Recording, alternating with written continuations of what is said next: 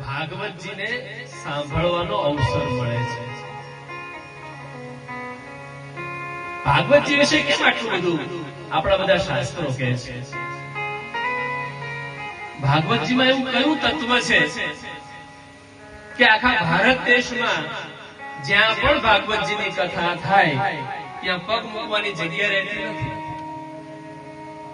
ભક્તો કેમ દોડી દોડીને ભગવાન ભાગવતજીને સાંભળવા આવે છે?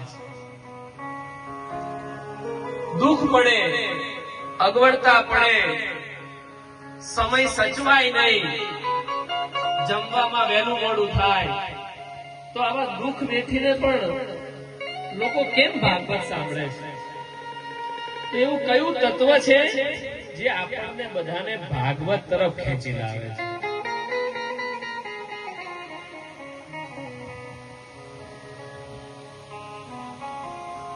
ભાગવતજીમાં ઉલ્લેખ છે કે જ્યારે ભગવાન કૃષ્ણ પરમાત્મા